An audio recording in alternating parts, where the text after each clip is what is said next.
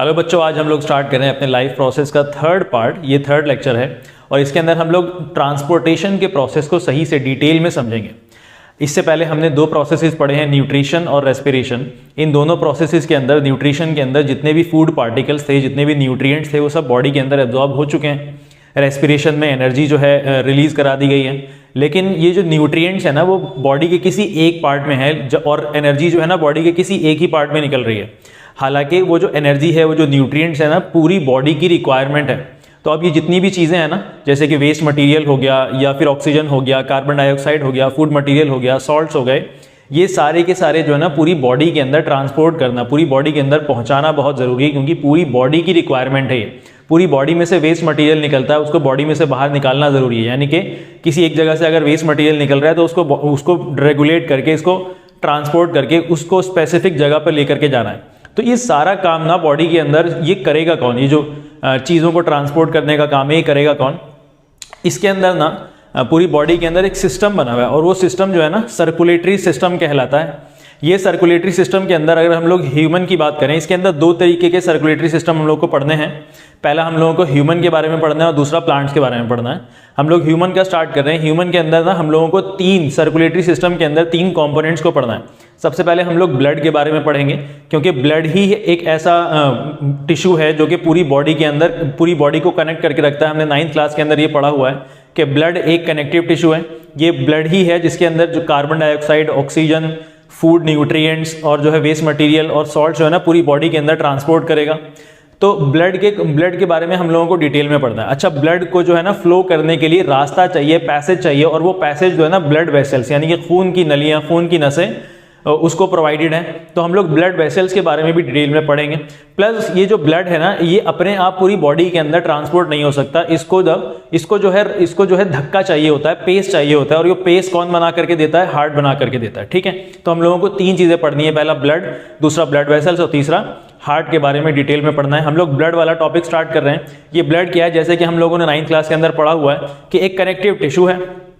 Plus blood जो है ना, ये क्या क्या ट्रांसपोर्ट करता है? Food, oxygen, waste, salt, waste material, carbon dioxide, ये सारी चीजें ब्लड का काम है। इन सबको पूरी बॉडी में ट्रांसपोर्ट करना, एक जगह से दूसरी जगह ले करके जाना। ये ब्लड किन चीजों से मिलकर बना होता है? It is composed of plasma. हम लोगों ने पढ़ा हुआ है कि ब्लड के अंदर बहुत सारी चीजें होती हैं, कंपोनेंट्स होते हैं। उनमें से कुछ कंपोनेंट्स जो है ना, यहाँ पे हमने लिखे हुए हैं, प्लाज्मा है, रेड ब्लड सेल्स हैं, व्हाइट ब्लड सेल्स हैं, प्लेटलेट्स हैं एंड लिम्फ हैं। इनमें से 5 चीजों को हम लोगों को थोड़ा सा डिटेल के अंदर पढ़ना है। तो हम एक एक करके पढ़ते हैं। देखो प्लाज्मा क्या होता है।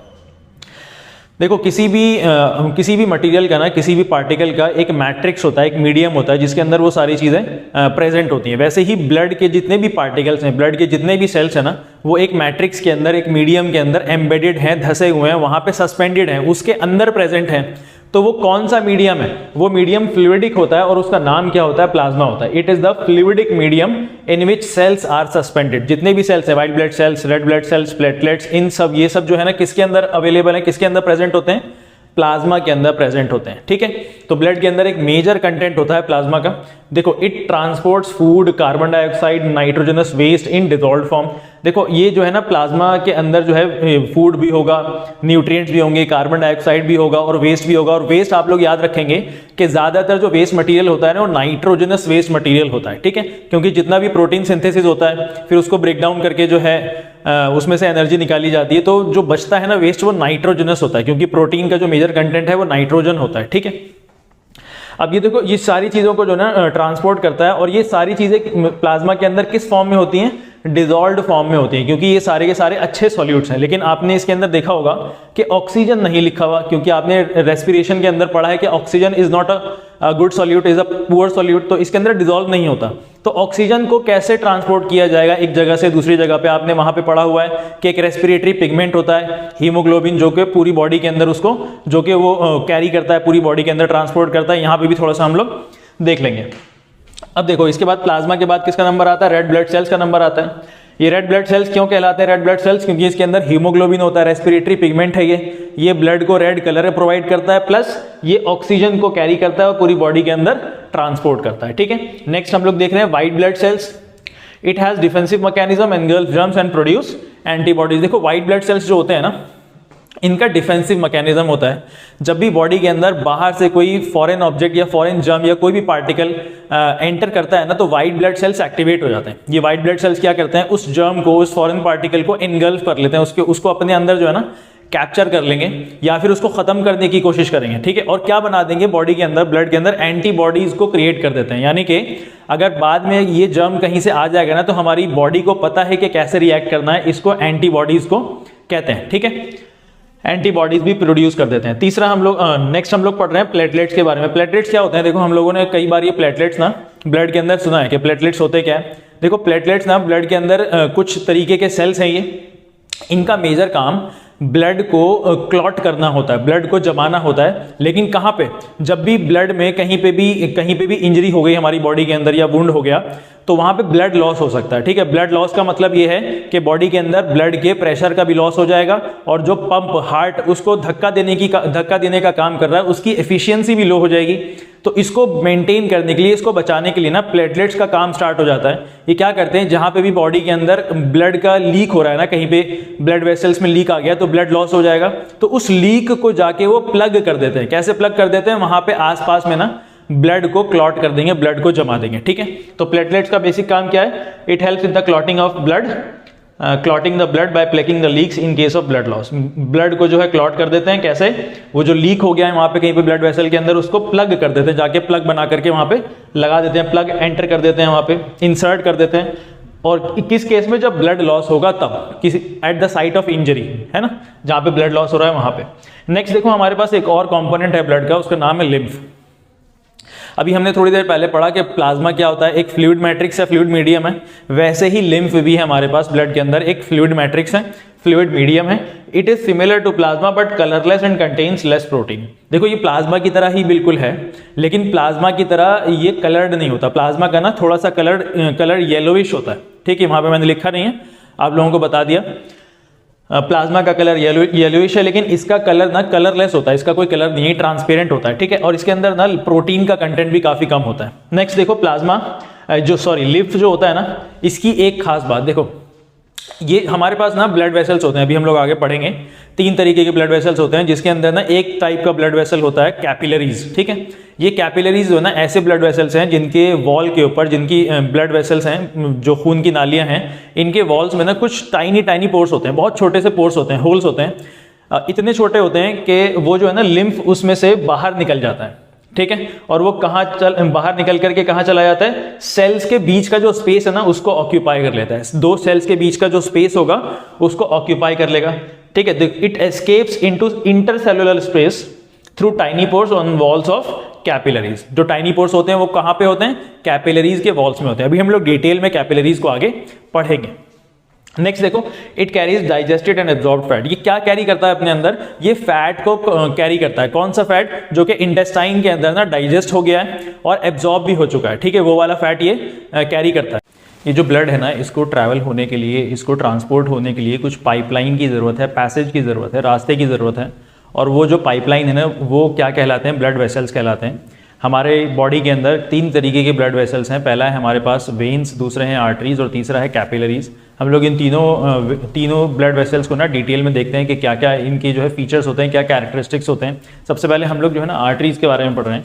देखो आर्टरीज क्या होती हैं, ये जो है ना ये हार्ट में से ये जो है हार्ट से ब्लड को कैरी करते हैं, हार्ट से ब्लड को लेकर के जाते हैं, ठीक है।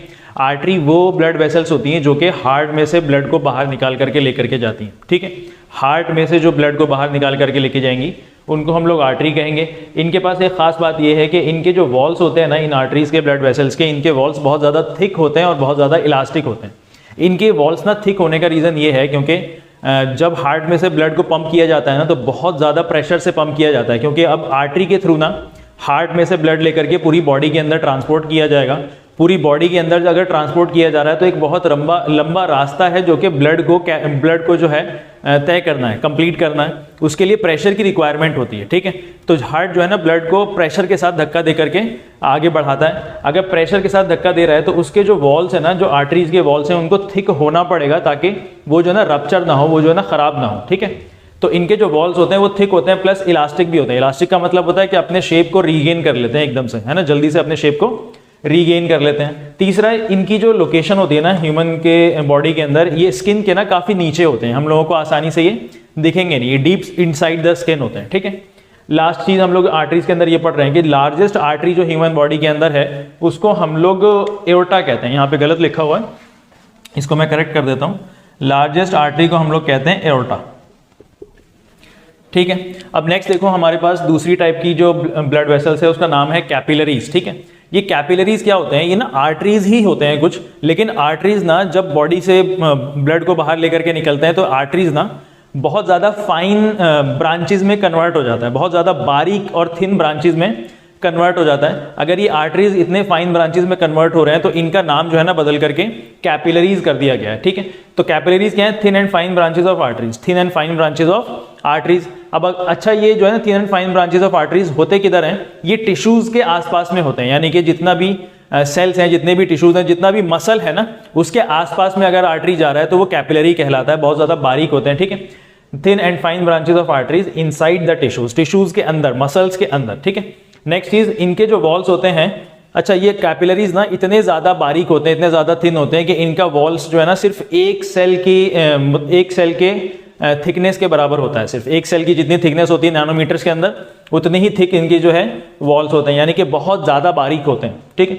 नेक्स्ट, कैपिलरीज का क्या काम होता है, देखो कैपिलरीज जो है ना ज्यादातर मसल्स के आसपास में है, तो मसल्स को ना वहाँ पे कैपिलरीज के थ्रू ऑक्सीजन मिल जाता है, मसल्स वहाँ से कार्बन डाइऑक्साइड उसको दे देते हैं, वेस्ट मटेरियल दे देते हैं मसल्स को, जो है ना यहाँ पे एक्चुअली में एक्सचेंज ऑफ मटेरियल हो रहा होता है। कैपिलरीज ना एक्सचेंज ऑफ मटेरियल को फैसिलिटेट करता है, देखो it facilitates exchange of material between blood and the surrounding tissue या सराउंडिंग मसल, ब्लड से सराउंडिंग मसल को जो है इन दोनों के बीच में एक्सचेंज ऑफ मटेरियल हो जाता है। नेक्स्ट टाइप का हम लोग जो है ब्लड वेसल देख रहे हैं, ये हमारा वेन्स कहलाते हैं। ये क्या करते हैं, जैसे आर्टरी ना हार्ट से ब्लड को लेकर के जा रहा था, तो वैसे ही वेन्स ना पूरी बॉडी में से ना ब्लड के अंदर हार्ट को लेकर के जाएंगे, हार्ट के अंदर ब्लड को लेकर के जाएंगे। तो देखो, carry blood towards the heart, blood को जो है हार्ट के अंदर लेकर के जाएंगे। तो ऐसे ब्लड वेसल्स क्या कहलाते हैं, हमारे वेन्स कहलाते हैं। अच्छा, इनके पास ना कोई थिक वॉल नहीं होती है, ठीक है, इनको थिक वॉल की रिक्वायरमेंट नहीं होती है, क्योंकि यहाँ पे ना ब्लड के पास इतना ज़्यादा प्रेशर होता नहीं है, क्योंकि पूरी बॉडी में से ना ब्लड काम करके आ चुका है, इनके पास इतनी ज़्यादा जो है प्रेशर नहीं होता है, इतना ज़्यादा थिक वॉल की इसकी रिक्वायरमेंट होती नहीं है। प्लस इनके पास जो है ना इतनी ज़्यादा भी इलास्टिसिटी नहीं होती है ना, इलास्टिसिटी की इतनी ज़्यादा रिक्वायरमेंट भी नहीं है, क्योंकि यहाँ पे थिकनेस नहीं है, क्योंकि यहाँ पे प्रेशर नहीं है। तो इलास्टिसिटी होती है, इलास्टिसिटी होता है इसके पास, लेकिन इतनी ज़्यादा इलास्टिसिटी आर्टरीज के कंपैरिजन में इतनी नहीं होती है, ठीक है। नेक्स्ट हम लोग देख रहे हैं कि इनका लोकेशन क्या होता है, स्किन के बिल्कुल करीब में होते हैं। आप लोग इसको ऐसे फील भी कर सकते हैं, दिख भी सकते हैं, ठीक है, स्किन के करीब में होते हैं ये, लोकेटेड नियर द स्किन। अच्छा, हमने बताया कि अभी वेन्स के अंदर जो ब्लड फ्लो कर रहा है ना उसके पास इतना कोई खास प्रेशर है नहीं। इनफैक्ट ये इतना कम प्रेशर होता है कि यहाँ पे ना ब्लड का बैक फ्लो भी हो सकता है, यानी कि वापस की तरफ भी ब्लड जा सकता है, हार्ट में ना जा करके वापस बैक फ्लो हो जाए। तो बैक फ्लो को रोकने के लिए ना यहाँ पे वेन्स के अंदर ना वाल्व्स प्रोवाइडेड होते हैं। वाल्व्स यानी कि ऐसी चीजें जो कि ब्लड के बैक फ्लो को रोक देंगे। देखो, they have valves to prevent back flow of blood, ठीक है। नेक्स्ट चीज, जो लार्जेस्ट वेन होती है उसका नाम क्या होता है, वेना कावा। जो लार्जेस्ट वेन है उसको हम लोग वेना कावा कहते हैं। जैसा कि मैंने आपको पहले बताया कि ब्लड को जो ना ट्रैवल करने के लिए उसको पेस की ज़रूरत होती है, धक्के की ज़रूरत होती है, पुश की रिक्वायरमेंट होती है। तो ये धक्का कौन मारता है, इसको ना एक पेस मेकर की रिक्वायरमेंट है। तो ये पेस कौन प्रोवाइड करता है, इसको हार्ट प्रोवाइड करता है। हार्ट जो है ना एक पंप की तरह काम करता है। हार्ट है क्या चीज़, ये एक ना मस्कुलर ऑर्गन है हमारे पास, जो कि हर एक इंडिविजुअल के फिस्ट के साइज़ के बराबर होता है, ठीक है, एक मस्कुलर ऑर्गन है। यहाँ पे ना एक छोटा सा मैंने डायग्राम बनाया हुआ है। देखो, यहाँ पे ना हम लोगों को डायग्राम के अंदर कुछ समझना है कि हार्ट जो है ना, जब भी हम ह्यूमन के किसी भी ऑर्गन के बारे में पढ़ते हैं ना, तो उस ऑर्गन को हम लोग अपना इमेजिन करके पढ़ते हैं, ठीक है। तो ध्यान रहे, देखो हार्ट जो बॉडी के अंदर लोकेटेड है ना, वो थोड़ा सा टिल्टेड ही है यहाँ पे, इसलिए थोड़ा सा टिल्टेड बनाया गया है इसको। हार्ट जो है ना हमारा 4 चेम्बर्ड होता है। वर्टिब्रेट्स का हार्ट 4 चेम्बर्ड होता है। ये 9th क्लास में शायद आप लोगों ने पढ़ा हुआ हो, अगर वो चैप्टर अवेलेबल था सिलेबस के अंदर। तो ये 4 चेम्बर्ड हार्ट है। यहाँ पे मैंने इसको 4 चेम्बर्स में डिवाइड करके आपको दिखाया हुआ है, जिसके ऊपर वाले चेम्बर्स को, दोनों को ना हम लोग कलेक्टिवली एट्रियम कहते हैं, ठीक है। ऊपर वाले हिस्से को हम लोग एट्रियम कहते हैं और नीचे वाले हिस्से को हम लोग वेंट्रिकल कहते हैं, ठीक है। अब देखो, इसके जो 4 चेम्बर्स है ना, इसको हम लोग ध्यान से देखेंगे। अगर हम लोग अपने ऑर्गन के बारे में पढ़ रहे हैं तो ये वाला हिस्सा ना मेरा लेफ्ट है, ठीक है। तो ये वाला हिस्सा जो हो गया ना, ये जो चेम्बर है, ये मेरे लिए लेफ्ट एट्रियम कहलाएगा, ठीक है। और ये वाला हिस्सा इसके नीचे वाला लेफ्ट वेंट्रिकल रहेगा ये मेरे लिए, ठीक है। और ये वाला हिस्सा जो है ना दोनों मेरे लिए राइट हैं, तो ये वाला हिस्सा मेरे लिए राइट एट्रियम है और ये राइट वेंट्रिकल है। उम्मीद है कि ये बात आपको समझ में आ गई होगी। अच्छा, ये जो हार्ट है ना, हमारे पास एक बीच में एक सेपरेटिंग वॉल भी होती है, मस्कुलर वॉल है ये, कार्डियक मसल्स होते हैं इसके अंदर। तो ये जो बीच में मस्कुलर वॉल है ना, इसका नाम होता है सेप्टम। ये बात आप लोग याद रखेंगे। सेप्टम का काम क्या है अभी मैं आगे बताता हूँ, ठीक है। ये हमारा एक बेसिक स्ट्रक्चर है। देखो मैंने इसके अंदर ना कुछ आपको एरोज इनवर्ट जाते हुए और आउटवर्ड जाते हुए पाइप, ये जो पाइपलाइंस है ना, ये खून की नसें हैं, ये खून की नालियां हैं, ब्लड वेसल्स हैं, ये इनके बारे में भी डिटेल में पढ़ेंगे, ठीक है। अब देखो हम लोग सबसे पहले ना इसके जो चेंबर्स हैं इसके बारे में पढ़ते हैं। देखो ह्यूमन हार्ट इज 4 चेंबर्ड। इसके बाद हम लोग सबसे पहले राइट एट्रियम के बारे में पढ़ रहे हैं, यानी कि ये वाले चेंबर्स के बारे में पढ़ रहे हैं, ठीक है। यहाँ से जो ब्लड एंटर कर रहा है ना, वो कार्बन डाइऑक्साइड रिच ब्लड है, यानी कि पूरी बॉडी के अंदर जो इस्तेमाल हो चुका है ब्लड, वो यहाँ से एंटर कर रहा है। अब ये जो एंटर करेगा ना, तो इसको जो है कार्बन डाइऑक्साइड वाला ब्लड है ये। देखो right atrium receives carbon dioxide rich blood. देखो बुक के अंदर ना जो कार्बन डाइऑक्साइड रिच ब्लड है उसको बार बार डीऑक्सीजनेटेड ब्लड बोला हुआ है, और जो ब्लड ऑक्सीजन रिच ब्लड है उसको ऑक्सीजनेटेड ब्लड बोला हुआ है, ठीक है। याद रखना आप लोग, अगर डीऑक्सीजनेटेड ब्लड है तो वो कार्बन डाइऑक्साइड रिच ब्लड है, अगर ऑक्सीजनेटेड ब्लड है तो वो ऑक्सीजन रिच ब्लड है, ठीक है। अब यहाँ पे जो कार्बन डाइऑक्साइड रिच ब्लड ये रिसीव कर रहा है, कहाँ से रिसीव कर रहा है? ये बॉडी से, पूरी बॉडी में ही जो है ना ब्लड काम करके आ चुका है, बॉडी से रिसीव कर रहा है, और इसको कहाँ भेज देगा? राइट वेंट्रिकल में भेज देगा।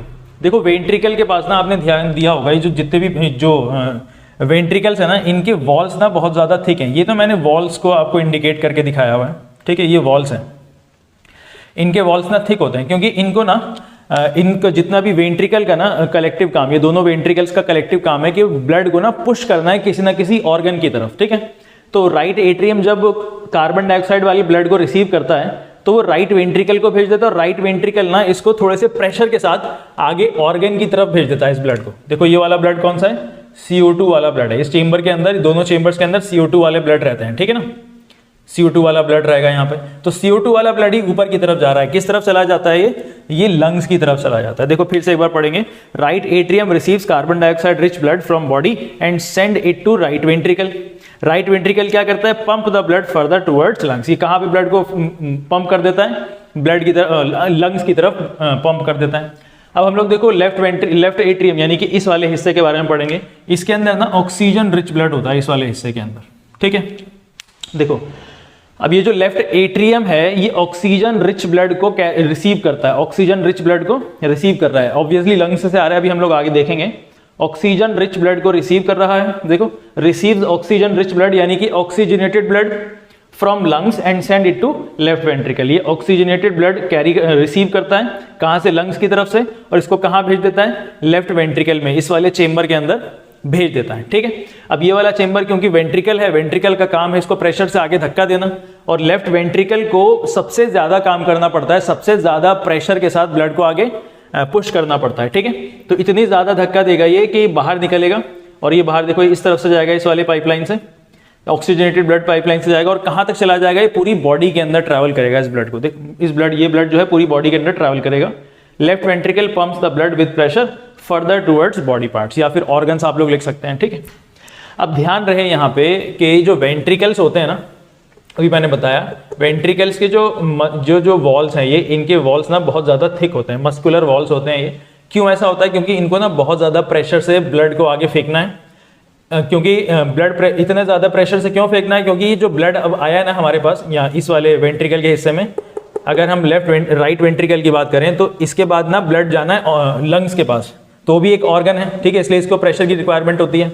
लेफ्ट वेंट्रिकल के वॉल्स मोटे क्यों है? क्योंकि यहाँ से जो ब्लड आया ना ऑक्सीजनेटेड ब्लड, अब ये पूरी बॉडी के अंदर ट्रैवल करना है, पूरा रास्ता जो है ना बहुत लंबा रास्ता है, तो प्रेशर बहुत ज़्यादा चाहिए होता है।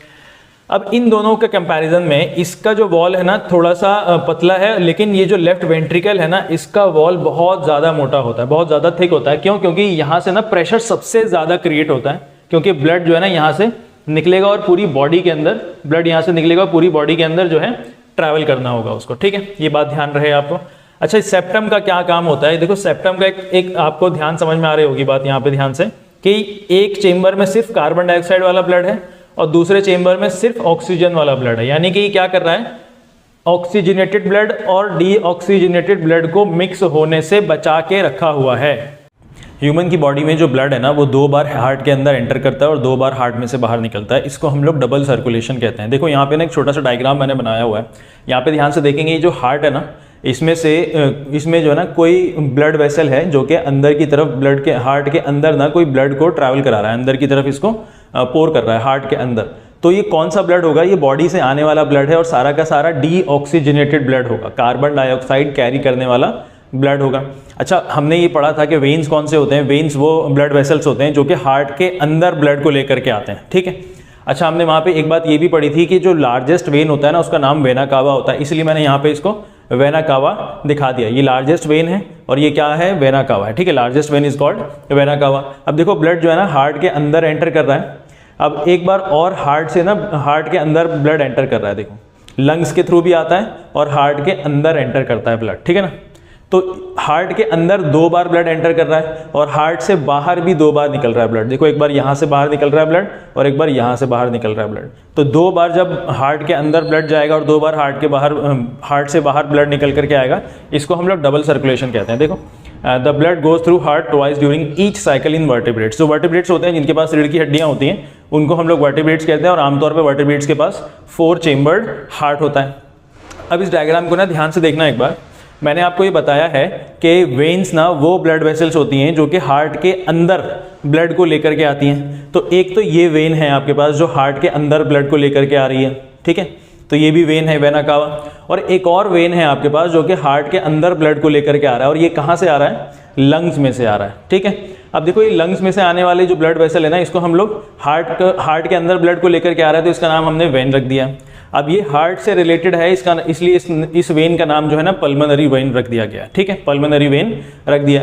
अब देखो ध्यान से एक बार, आर्टरी वो ब्लड वेसल है जो कि हार्ट से बाहर ब्लड को लेकर के जाती है, हार्ट से बाहर ब्लड को लेकर के जाएगी। तो ये जो आर्टरी है ना, देखो हार्ट से बाहर ब्लड को लेकर के जा रही है, ये आर्टरी है।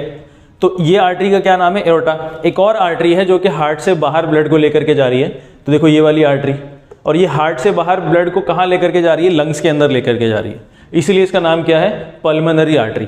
एक बात ध्यान रहे कि जितनी भी आर्टरीज हैं और जितने भी आर्टरीज हैं ना वो सारी की सारी ऑक्सीजनेटेड ब्लड कैरी करती हैं, जितनी भी आर्टरीज हैं।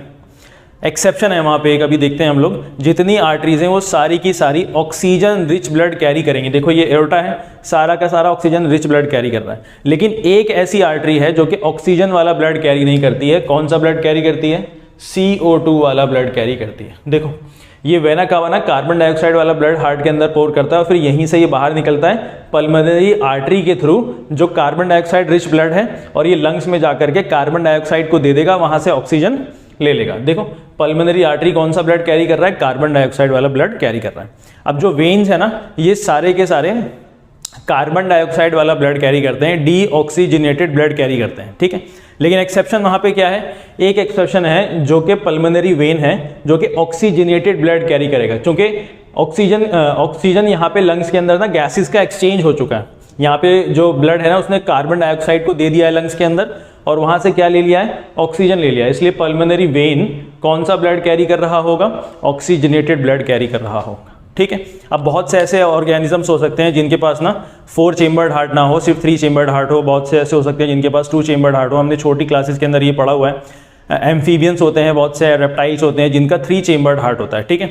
और फिशेज होती हैं जिनके पास सिर्फ एक ही चेम्बर्ड हार्ट होता है। इसमें क्या होता है कि ये जो एम्फीबियंस और रेप्टाइल्स है ना, इनको जो है ना अपना ब्लड का जो टेम्परेचर है रेगुलेट करने के लिए एनर्जी यूज़ करनी नहीं पड़ती। इनका ब्लड का टेम्परेचर किस पर डिपेंड करता है? बाहर के एनवायरनमेंट के ऊपर डिपेंड करता है। अब 3 चेम्बर्ड हार्ट का होने का मतलब क्या है कि इनके अंदर जो है ना ब्लड का मिक्सिंग थोड़ा बहुत हो सकता है। 4 चेम्बर्ड में क्या है? बीच में सेप्टम है। इंसानों के में या फिर वर्टिब्रेट्स की अगर मैं बात करूं तो बीच में सेप्टम होता है जो कि ऑक्सीजनेटेड और डीऑक्सीजनेटेड ब्लड को मिक्स होने से रोक के रखता है, कभी भी नहीं मिक्स होगा। लेकिन ये जो 3 चेम्बर्ड हार्ट वाले ऑर्गेनिजम्स होते हैं इनमें थोड़ा बहुत इंटरमिक्सिंग जो ब्लड होता है ऑक्सीजन वाला और कार्बन डाइऑक्साइड वाला वो मिक्स हो जाता है, क्योंकि इनको ना अपना एनर्जी जो है टेम्परेचर को मेंटेन करने में, टेम्परेचर को रेगुलेट करने में नहीं करनी पड़ती।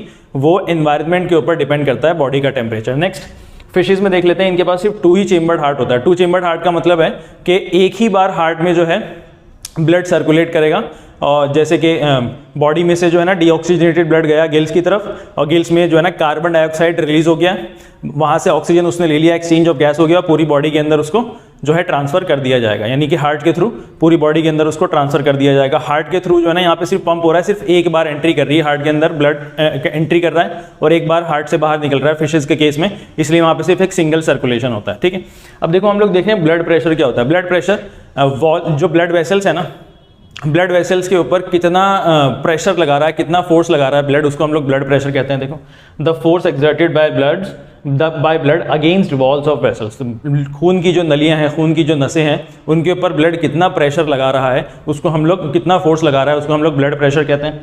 अब ये जो ब्लड प्रेशर है ना, ये आर्टरीज में ज़्यादा होता है लेकिन वेन्स में कम होता है। आप लोगों ने पढ़ा है कि आर्टरीज के जो वॉल्स होते हैं वो थिक भी होते हैं, इलास्टिक भी होते हैं। क्यों? क्योंकि एओर्टा से जो लेफ्ट राइट वेंट्रिकल है उसको जो है ना बहुत प्रेशर से जो है पुश करता है, आगे की तरफ फेंकता है, तो आर्टरी, और वो जो है एओर्टा के थ्रू जाता है, इसलिए आर्टरीज की जितनी भी वॉल्स है ना उन सबको थिक होना पड़ता है और उनके अंदर प्रेशर भी बहुत ज़्यादा होता है। तो आर्टरीज के अंदर प्रेशर ज़्यादा होगा, वेन्स के अंदर प्रेशर कम होगा।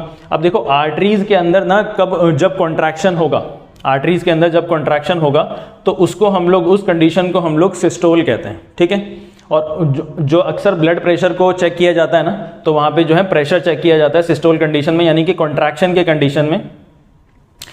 यहाँ पे वेन्स नहीं है, आर्टरी ही है यहाँ पे भी।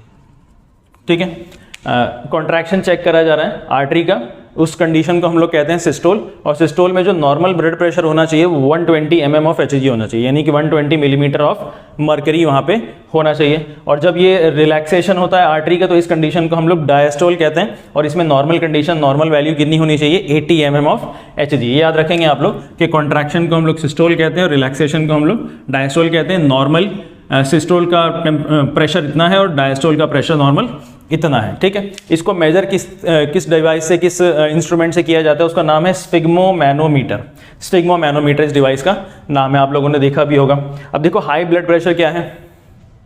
जब ब्लड का प्रेशर ना वॉल्स के ऊपर ज़्यादा पड़ने लगे, ब्लड वेसल्स के ऊपर, तो उसको हम लोग हाई ब्लड प्रेशर कहते हैं। देखो इसको हम लोग ना हाइपरटेंशन भी कहते हैं। हाइपरटेंशन ये होता किस वजह से है? आर्टरीज में ना कोई कंजेशन आ गई है, आर्टरीज जो है ना कंस्ट्रिक्ट हो गई है, थोड़ी सी सिकुड़ गई हैं। ठीक है, कोई कंजेशन आ गया, रास्ता उसका जो है ना ब्लड के फ्लो का रास्ता जो है ना थोड़ा सा छोटा हो गया, तो इस वजह से होता है, caused by constriction of arteries. It increases resistance to blood flow. जितना ज़्यादा रास्ता छोटा होता चला जाएगा, ब्लड फ्लो के ब्लड के फ्लो होने में ना रुकावट ज़्यादा पैदा हो जाएगी। तो इसी को हम लोग क्या कहते हैं? हाई ब्लड प्रेशर कहते हैं। अगर हाई ब्लड प्रेशर को जल्दी से ट्रीट नहीं किया गया तो ये क्या कर सकता है? आर्टरीज में रप्चर, यानी कि उसमें से जो है ना कुछ आर्टरीज जो है ना कट या फट सकती हैं वहाँ पे। ठीक है, रप्चर हो सकता है और इंटरनल ब्लीडिंग हो सकती है। हम लोग अब प्लांट्स का जो है ट्रांसपोर्टेशन देख रहे हैं कि प्लांट्स के अंदर जो है ट्रांसपोर्टेशन किन चीज़ों का होगा और किन की हेल्प से होगा। 9th क्लास में हम लोगों ने पढ़ा हुआ है कि प्लांट्स के टिश्यूज़ के अंदर 2 वैस्कुलर टिश्यूज़ होते हैं जिनका नाम है xylem tissue and phloem tissue. ठीक है, ये जाइलम टिश्यू और फ्लोएम टिश्यू क्या करते हैं? ये जाइलम जो है वाटर और मिनरल्स को ट्रांसपोर्ट करने के काम में आता है, और फ्लोएम टिश्यू फूड और अदर सब्सटेंसेस जैसे कि शुगर हो गया, अमीनो एसिड्स हो गया, इन सबको ट्रांसपोर्ट करने के काम में आता है। देखो जाइलम के अंदर जो है ना जो ट्रांसपोर्टेशन होगा वो यूनी डायरेक्शनल होगा, यानी कि सिर्फ एक ही डायरेक्शन में होता है, यानी कि रूट्स से लेकर के प्लांट के ऊपर की तरफ डायरेक्शन में वाटर जो है या फिर मिनरल्स ट्रैवल करेंगे। इसके अंदर इसके अलावा और कोई डायरेक्शन नहीं है। ऊपर से नीचे की तरफ ट्रैवल नहीं करता वाटर कभी भी, नीचे से ऊपर की तरफ, यानी कि सिर्फ एक सिंगल डायरेक्शन में वाटर मूव कर रहा है। ठीक है, इसी को हम लोग क्या कह रहे हैं? यूनी डायरेक्शनल कह रहे हैं। ठीक है, देखो जाइलम के अंदर वाटर मिनरल्स ट्रैवल होंगे और दूसरा ये सिर्फ यूनिडायरेक्शनल होगा। अब जाइलम के अंदर ना 2 तरीके से, 2 प्रोसेसेस के जरिए से वाटर को ट्रांसपोर्ट किया जा सकता है। वाटर को हम लोग बेसिक मान रहे हैं, मिनरल्स साथ में हो जाते हैं। ठीक है, तो कौन कौन से 2 ऐसे प्रोसेसेस हैं? पहला है रूट प्रेशर और दूसरा है ट्रांसपिरेशन। हम लोग पहले ना देखते हैं रूट प्रेशर क्या होता है। अगर प्लांट का स्ट्रक्चर बहुत ज़्यादा ग्रोन नहीं है, बहुत ज़्यादा बड़ा नहीं है, विशाल नहीं है, ज़्यादातर सेल्स ना प्लांट के जो है सॉइल के करीब में रहते हैं, तो वहाँ पे ना सिंपल डिफ्यूजन होता है। ठीक है, और वहाँ पे सिंपल डिफ्यूजन होगा कैसे? जो रूट है ना, रूट के जो सेल्स हैं वो आसपास की जो मिट्टी है, जो सॉइल है, उसमें से ना आयंस को जो है इनटेक कर लेते हैं, अपने अंदर ले लेते हैं। इससे होता क्या है? आयंस को अंदर लेने की वजह से जो सॉइल और रूट है ना, इसके बीच में कॉन्सेंट्रेशन का डिफरेंस क्रिएट हो जाता है। ठीक है, जो आसपास में सॉइल है उससे आयंस को इनटेक कर लेंगे, और ये इनटेक होता है एटीपी खर्च करके होता है। ठीक है, एक्टिव एक्सचेंज होता है ये। तो आयंस को इनटेक कर लिया अपने अंदर। आयंस अपने अंदर लेने की वजह से जो कॉन्सेंट्रेशन है ना रूट और सॉइल के बीच में डिफरेंस, इनके अंदर ना डिफरेंस क्रिएट हो जाता है। इस डिफरेंस को फुलफिल करने के लिए, इस डिफरेंस को खत्म करने के लिए ना वाटर जो है सॉइल से रूट की तरफ ट्रांसफर होना स्टार्ट हो जाता है। As a result water moves into the root. ठीक है, तो ये हमारा रूट प्रेशर का तरीका है। इसके अंदर भी एटीपी खर्च होता है। इसके अंदर है क्या, जो सेल्स है ना, जो रूट के सेल्स हैं वो आयंस को इनटेक कर लेंगे, डिफरेंस इन कॉन्सेंट्रेशन हो जाएगा और इसकी नतीजे में वाटर जो है रूट के अंदर मूव करना स्टार्ट हो जाएगा। अब देखो यहाँ पे एक बात है, जो रूट प्रेशर जो तरीका है ना, ये रात के टाइम पे बहुत ज़्यादा इंपॉर्टेंट होता है, क्योंकि रात के टाइम पे ना दूसरा प्रोसेस नहीं हो रहा होगा बिल्कुल भी। दूसरा प्रोसेस क्या होता है, transpiration, loss of water in the form of vapour, हमने छोटी क्लासेस के अंदर पढ़ा हुआ है। ठीक है, तो ट्रांसपिरेशन जब नहीं होगा, सनलाइट नहीं होगी, ट्रांसपिरेशन नहीं होगा, तो रात के टाइम पे जो वाटर का ट्रांसपोर्टेशन कर रहा होगा ना, सिर्फ रूट प्रेशर की वजह से वाटर का ट्रांसपोर्टेशन हो रहा होगा।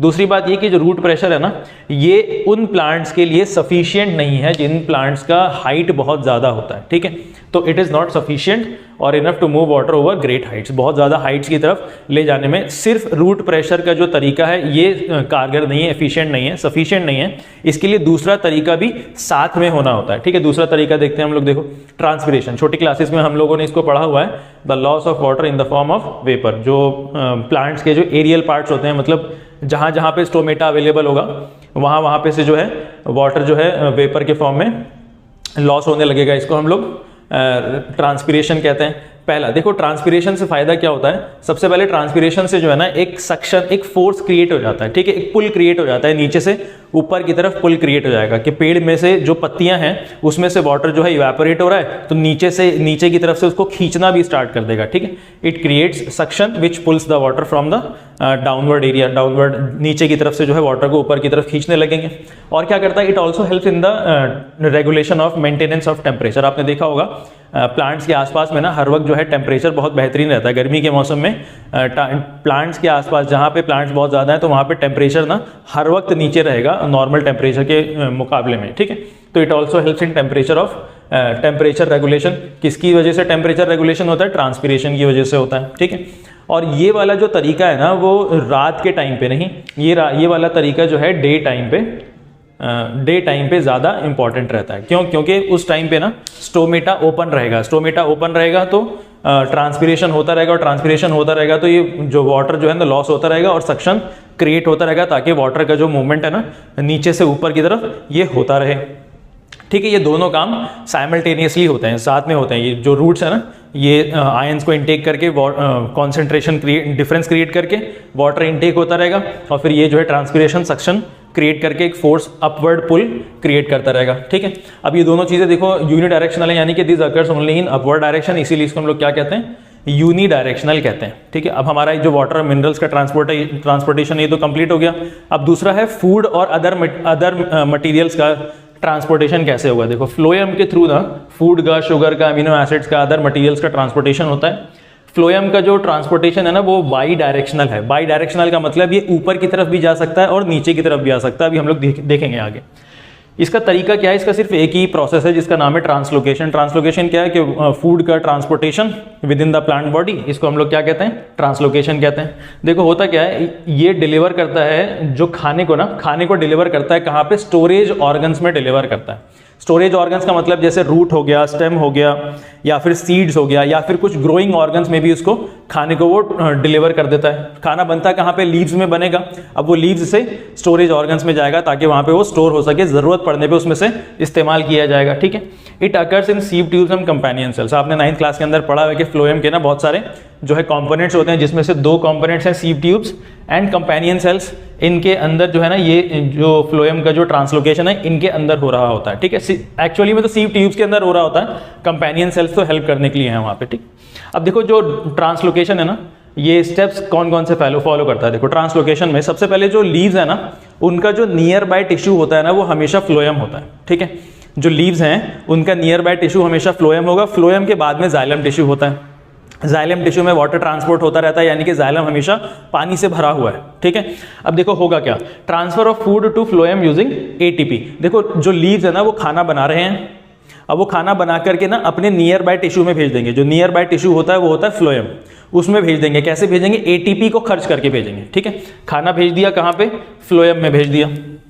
अब फ्लोएम के अंदर जो है ना प्रेशर जो है ना प्रेशर क्रिएट हो जाता है वहाँ पे, तो वहाँ पे ना फ्लोएम के अंदर ऑस्मोटिक प्रेशर भी क्रिएट हो जाता है। यहाँ पे होता क्या है कि जब कॉन्सेंट्रेशन चेंज हो गया, खाना आपने जो है फ्लोएम के अंदर भेज दिया लीव्स ने, तो कॉन्सेंट्रेशन चेंज हो गया, तो इसकी वजह से जो जाइलम में जो वाटर होता है ना वो भी फ्लोएम के अंदर आने लगता है उस डिफरेंस को फुलफिल करने के लिए। ठीक है, तो पहले स्टेप में एटीपी खर्च करके फूड को फ्लोएम टिश्यू में भेज दिया गया। दूसरे स्टेप में जो पानी है, जो वाटर है, वो जाइलम से फ्लोएम में आना स्टार्ट कर जाएगा। ठीक है, यानी कि अब यहाँ पे प्रेशर क्रिएट हो जाएगा पानी का। अब जब प्रेशर क्रिएट हो जाएगा ना, तो जो खाना है वो हाई प्रेशर एरिया से ना लो प्रेशर एरिया की तरफ चलने लगेगा। ठीक है, हाई प्रेशर एरिया से लो प्रेशर एरिया की तरफ चलने लगेगा। जो खाना है वो शिफ्ट हो जाएगा, कहाँ से कहाँ तक, हाई प्रेशर एरिया से लो प्रेशर एरिया में वो खाना, वो पार्टिकल्स ना खाने के वो जो शिफ्ट हो जाएंगे। दूसरी बात, उस जगह पे चले जाएंगे जहाँ पे आपको ना टारगेट है, जहाँ पे आपको पहुँचाना है, जो प्लांट्स का जो खाना है जहाँ पे उसको पहुँचाना है वहाँ पे चले जाएंगे। तो वहाँ पे जाने के बाद ना वो खाना डिफ्यूज हो जाएगा। जैसे कौन कौन सा जगह हो सकती है, वो रूट हो सकता है, फ्रूट्स हो सकते हैं, सीड्स हो सकते हैं, बर्ड्स हो सकते हैं, वहाँ पे वो सब चले जाएंगे। ठीक है, अब देखो लास्ट में ये लिखा हुआ है, ये जो है ना दोनों डायरेक्शंस में होता है, अपवर्ड में भी हो सकता है, नीचे से ऊपर भी जा सकता है और ऊपर से नीचे भी आ सकता है। ऊपर से नीचे तो हमको समझ में आता है कि लीव्स के थ्रू स्टेम्स में जाएगा, लीव्स के थ्रू रूट्स में जाएगा, लेकिन ये नीचे से ऊपर का क्या केस है भाई? नीचे भी खाना कोई बनता है क्या? देखो नीचे खाना नहीं बन रहा है। स्प्रिंग के दौरान जो पतझड़ का मौसम होता है उस समय जो है ना पत्तों में फोटोसिंथेसिस की प्रक्रिया नहीं है, क्योंकि अक्सर पेड़ों में, क्योंकि वो जो है ना ब्राउन हो चुके होते हैं, उनमें से क्लोरोफिल जो है खत्म हो रहा होता है। तो उस जमाने में क्या होगा, जो खाना है ना जो रूट्स में पहले से स्टोर कर दिया गया था, अब वो खाना जो है ऊपर की तरफ भेजा जाएगा बर्ड्स की तरफ, यानी कि जो कलियां होती हैं, जो फूल खिलेंगे वहाँ पे नए, उनको ना खाना चाहिए अपने सर्वाइवल के लिए। तो कहाँ से कहाँ तक भेजना स्टार्ट कर देंगे? रूट्स से, सीड्स से, स्टेम से कहाँ भेजना स्टार्ट कर देंगे? बर्ड्स में भेजना स्टार्ट कर देंगे। इसीलिए हम लोग ट्रांसलोकेशन को बाई डायरेक्शनल